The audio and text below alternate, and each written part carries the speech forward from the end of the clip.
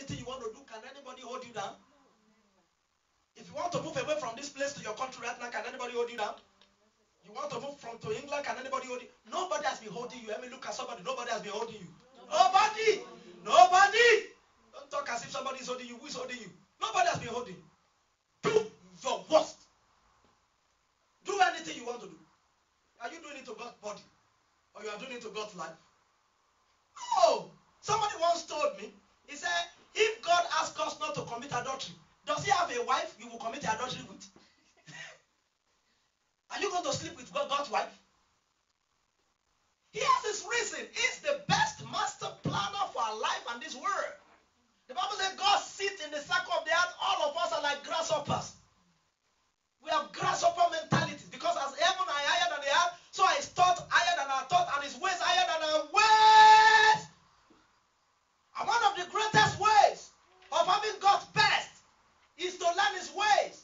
And one of the most basics of his ways is number one, patience. How do you know a woman full of faith? How do you know a man full of faith? They are full of patience.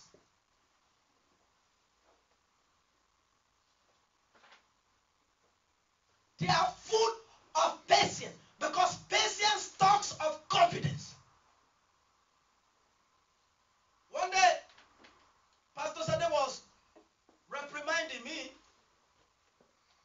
I asked her to do something. It was last Sunday. Was it not last Sunday? That no, one of those services. And the favor went with somebody. And I said, I'm going to beat her. Pastor Sade, go and look for anywhere you see her, just go and bring her for me. And then, as soon as Pastor Sade left, 2 minutes, I started calling her. I said, didn't answer. So I stood up. I went looking for them. And when I met with them, I said, why didn't you pick my call? She simply said, why don't you believe me to be an adult enough to do what you have said I should do? That simply shows you don't have confidence. You don't have trust that whatever you ask me to do, I will do. That's why you have to stand up looking for me. If you have confidence, you will sit down where you are and make me bring favor to you. In the same way, that pass a strong message to a man who has ego. Isn't it? That's a strong message. So I go and look for rocking chair. So when I give a word, I start rocking. Instead of walking, I start rocking in that chair and allow the word to be proper. And it will be brought to pass. Now, so you see, when you're talking about somebody who has full faith in God, they also have full confidence, which is expressed by patience. That is what the Bible says in the book of Psalm 125, verse 1. Those who trust in the Lord shall be like Mount Zion, that cannot be moved or abide there forever. They stay in one place like rock. The mountains are moving, the rocks are shifting, the heavens are collapsing, the heart is revolving.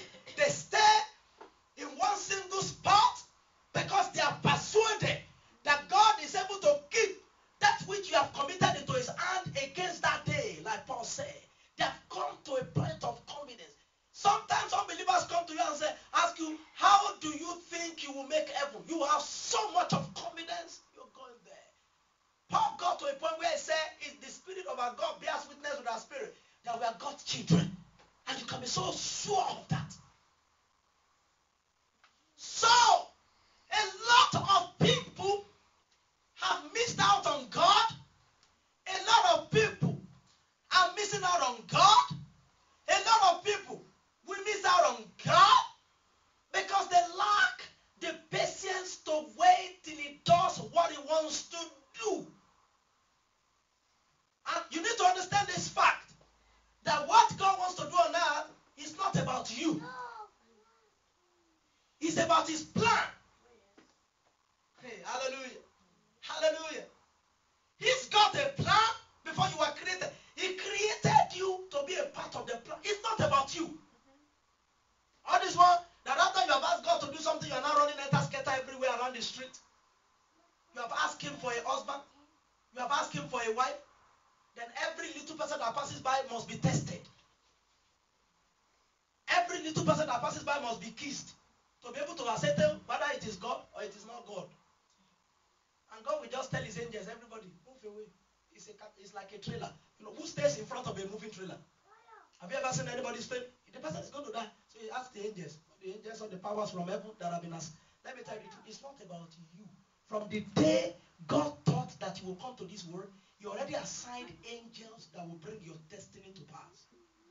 Hebrews chapter 1. Are they not ministering spirit sent forth to minister to the ears of salvation? Like in this country right now, from the day you register to be in this country, they assign a GP. You even have a social worker you may not know. With your number, PPS number, they already track you down and they already assign your life to different people that will be in charge of your life that the government pays. As a matter of fact, it doesn't matter what case you enter into.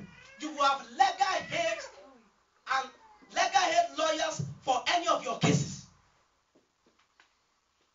If a small country like this place, okay, a small country like this place assigns such, plans such, I want you to think, because this is the time people make up their mind.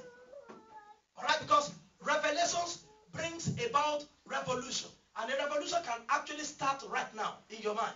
This is how people who got God got God. This is how people who got big in God. This is how people who got miracle in God. If a small nation like this were planned such, what about God concerning you? Jeremiah 29 verse 11. I know the thought that I think about you. I've made this example so many times of my life. I can't exhaust it. I can't overemphasize it. When you have a rich man and a responsible man as your husband, your life is all planned out. It's all what? That's why you discover that most rich people and who are also responsible, the only thing their wives do is not professional job, it's NGO. They just raise a foundation for children, a foundation for cancer, a foundation for... Because they are not looking for money to eat and drink. May God make all men in the house like that. May God make all your children and men like that. Amen. May God make all your husbands like that. Amen. Because in the first place, I was reading something yesterday and I was pointing your attention to it. On the Facebook, somebody posted something on the Facebook, and it said, when God wanted to make a woman, He didn't make woman from the head of a man so that he will be on top of him. He didn't make her from there. And He didn't make woman from the foot, from the bones in the, there are bones in the feet also.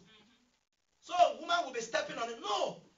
He made her from the side rib so that man will always do like this to woman, like handbag.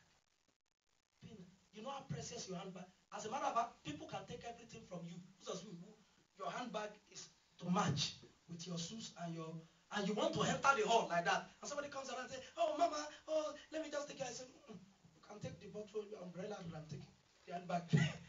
Most especially some of those handbags, the Gucci, the Toji and Gabbana, and then you bought them maybe for about 2,000 euros. You don't know where the person is taking it to say, the handbag is,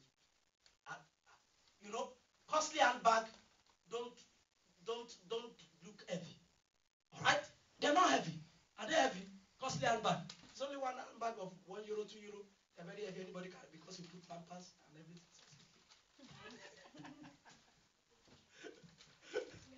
Hallelujah. But costly handbags are very precious. And you take them, as a matter of fact, it's part of you. That is the way women are supposed to be. All these struggles around the street, it's not supposed to be. That's why even when God was still cursing man and cursing woman, He still blessed woman. He said, to your husbands shall your desire be. Where should it be before? To somebody else, to the work. So when you see a woman, one day I saw a woman on the street. I was passing by with Pastor Sade and I saw a woman on the street. I said, you can see written on this woman's stress. I don't know what her age could be, but it cannot be more than 40. It cannot even be up to 40. You can see that she has worked out her life. You see the way men use their wife in this place? The wife must be the one to go out, go and do cleaning job, go and do. My wife cannot do kitchen porter. You understand what I'm saying now? Because when you put your head inside the pot to wash it, only your legs will be out. So wife will now go and do that and will still come back to take care of children. Oh, God didn't plan it that way. Now, when the Bible in the book of Ephesians chapter 5 was talking about husband and wife, he said I was talking about Christ and the church. That's exactly how you are. How I wish you will get to a point where you understand the fact that you are in God's plan. You are in God's plan. Now let me show you something. Daniel.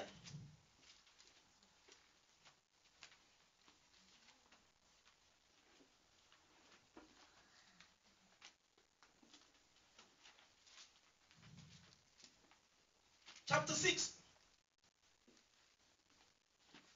The book of Daniel, chapter 6.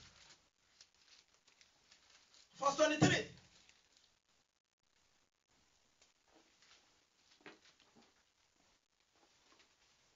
The book of Daniel. And this is exactly what is going to happen to anybody. See, you're going to come out neat. Amen. You're going to come out neat. You're going to come out neat. You're going to come out neat. Amen. From yesterday night around 10, before 10, until 10 a.m. this morning, I had a series of talks, words, conversation, everything you can think about with God. Most especially as we move to the new place, because in a few days' time, we'll be out of here. Amen. We'll move to the new place. By the grace of God, yesterday we bought new chairs, for the new place that we'll be moving into, because it's a new day. Amen. All right, so I'll be talking that one later. But now, you come out neat. Amen. You will come out neat. Oh, yes. Don't worry. You come out neat. You come out neat. You will come out neat. Amen. I tell you, you will come out neat. Amen. You will come out neat. Amen. You come out neat. Amen. You will come out neat. Amen. You come out neat. Amen. You come out neat. Amen. You will come out neat. Amen. You will come out neat. That's the prophetic word. Amen. When pray, you come out neat. You come out. You come out neat. Chapter 6, verse 23. And the king was overjoyed and gave orders to lift David. You put your name. Gave orders to lift David, rich man Olayinka, out of the den. And when David, rich man Olayinka, was lifted from the dead, no wound was found on him. Hallelujah. Because he had trusted in his God. No wound is coming out with no injury.